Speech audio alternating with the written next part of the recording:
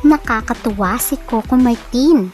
Dito mo mapapatunayan na love niya talaga si Julia Montes. Alam naman natin na matagal din silang naglihim at hindi nila inamin ang kanilang relasyon na mahigit ng isang dekada. At marami rin nagsasabi na meron na silang mga anak. Pero tikom ang bibig ni Julia at Coco dahil nais nga nila ng privacy. Pero ngayon ay unti-unti nang nag-open up si Coco at kinukwento niya talaga ang kanilang love story ni Julia Montes. At hindi lamang yun, nakakatuwa si Coco dahil ideal man talaga at napakaswerte nga ni Julia Montes dahil si Coco ang kanyang partner. Pero ang tanong, kasal na nga ba sila? Dahil ang tawag nga ni Coco kay Julia ay wife na at ang tawagan nga nila ay nakakatuwa, nanay at tatay. Ating alamin ang kanilang revelation.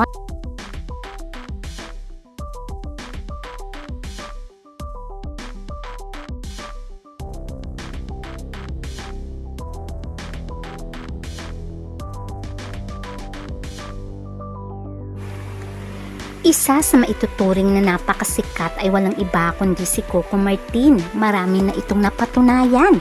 Isa na itong bilyonaryo. Samantalang si Julia Montes ay napakagaling din na artista. Pero naglaylo ito sa kasagsagan ng kontrobersya tungkol sa kanila ni Coco Martin na kesyo may anak na sila. Although hindi naman sila nagde-deny, pero nilihim nila ang tungkol sa kanilang mga anak dahil gusto nga nila ng privacy. Ngayon ay very happy si Coco at talagang sinashare niya ang kanilang love story ni Julia Montes. Si Julia yata ang talagang boss niya. Ating panoorin ang kanyang full details ng interview kung saan ay talagang matutuwa ka kay Coco at kinikate naman si Julia dito. O diba? Taga-check lahat ng mga sira, lahat ng ano. Ako magkasama talaga ng nanay, pagawa na po natin kasi kita natin yung mga ano. Kasi sa amin sa bahay, ngayon pa lang, sabi ko nga, sa age namin, in-insist ko na, sabi ko nga, very Filipino kami. Kumbaga, ang inaano na namin, gusto namin, sabi ko, dati kasi di ba pagbagay sa'yo, babe, hand, love. Sabi ko, in advance ko na. Sabi ko, gusto ko habang ano ko, ang tawag sa akin, sabi ko ganun, kahit tawagan namin, nanay natin. Kasi, yun nga ang inaano ko yung kultura natin which is yun kasi ang nawala sa ating mga Pilipino. Kaya sabi ko in all aspect na sana, sabi ko, kahit sa bahay lang namin, may balik natin yung pag-respeto, yung kultura ng mga Pilipino. Kung yung core natin Pilipino. At ang isa pang nakakatuwa kay Coco, kaya daw siya nagtatrabaho talaga ng todo ay para sa kanyang pamilya. Napakaswerte naman ni Julia Montes dahil pag may major decision ay sinasabi niyang tanungin daw kay Julia. O diba ang sweet ni Coco Martin, talagang love na love niya nga si Julia Montes. Hanggang saan ang power ng pagiging reyna ni Julia? Siya ang reyna ng aming tahan. Kasi, isa pang sikreto bilang lalaki, lalo na ako kasi laking kali ako Tapos syempre sanay na sanay ako sa pagsapalaran sa araw-araw ng buhay. Natuto ko sa haba ng relationship namin, kaya ako sinasabi siya ang reyna ng aming tahanan, bukod sa kusina. Kasi natuto ko mag-adjust. Natuto ko talaga na kailangan, kahit ako bilang lalaki, ako yung may opinion, ako ang ano ng bahay namin. Hindi, later on, natututo ka na para ang bahay nyo maging masaya at maging tahimik, kailangan bilang lalaki natututo kang manahimik. Manahimik, mag-adjust at umunawa. Kaya yun yung sa bahay namin, pag sinasabi, tanong nyo kay Julia. Kasi, sinadya ko na talagang parang si Jules na nagtanong nyo. Kasi baka mamaya may opinion naman hindi niya gusto. Tapos kapag pick up ko sa akin, away. Ang gagawin ko ngayon, tahimik na lang ako. Ano, sabi nga nila, pag mahal mo ang isang tao, di ba may sabi sa English na parang kung gusto mo ng masayang buhay, dapat masayahin mo yung, ano ba English na lang? Happy wife, happy life. Yun na lang ang nasa isip ko. Kung bakit ako gano'n, tumahimik na lang ako. Adjust na lang. Yun yung ano ba? So, ano yung karaniwang pinagtatalunan ninyo? Baka kala nila malita ako. Kahit maliliit na bagay ito. Coach, normal kasi kami tao In all aspect, di ba? Normal kami pag nasa bahay kami, totoo kami, hindi kami artista, hindi kami yung character namin. Marami rin kami mga maliliit na issue na pinag-aawayan or pag meron mga bagay na hindi pinagkakaintindihan. Pero ang pinaka-importante, sabi ko nga, kung ano yung natutunan namin doon. Siyempre, nung nagsisimula kami, pareho kami passionate eh. Lalo na ako, galing ako sa indie eh, di ba? Pero ngayon sabi ko nga, siguro, bukod na rin kapag, alam mo yan, mamature ka na, nauunawaan mo na magbigay.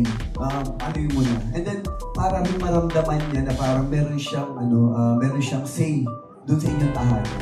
Alam niyo po, may kukwento. Alam niyo isang pinakamating hindi namin pagkakaunawaan. Kapag bumibili kasi ako ng kahit anong bagay, gusto ko pareho kami. Kung meron ako, kung meron din siya. Oo, ganoon. Corny ako eh. One time, namimili ako. Bili ako ng bili para sa kanya. Siya naman ayaw niya. Huwag na, tatay, huwag na. Sobrang na. Eh ako yung kaligayahan ko. Siya naman nahihiya. Tapos hanggang sa nagtatampuhan kami. Bili mo namimili kami, nagtatampuhan kami. Kasi binibilang ko siya. Ayaw niya dahil nahihiya siya sa akin.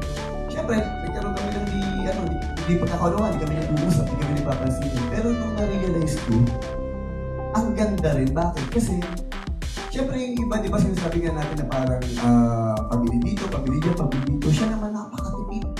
Sabi ko, napakaswerte mo naman. Hindi dahil nagkukulimot ako, kundi. Kasi nasabi ko, kasi initignan niya na parang kung okay pa naman siya, at hindi siya maluhong tao. Kaya doon ako na-proud sa kanya, sabi ko, inaano ko sa sarili ko na parang sabi ko, ang swerte ko kasi alam ko, katulad niya sabi ko, yung finances, lahat ng lang siya may hawak. Kaya alam ko na nasa safe ako na posisyon o na lugar sa aming tahanan. Sa kanilang revelation na sinasabi ni Coco na nais niya na maging masaya si Julia. Sabi nga niya, happy wife, happy life.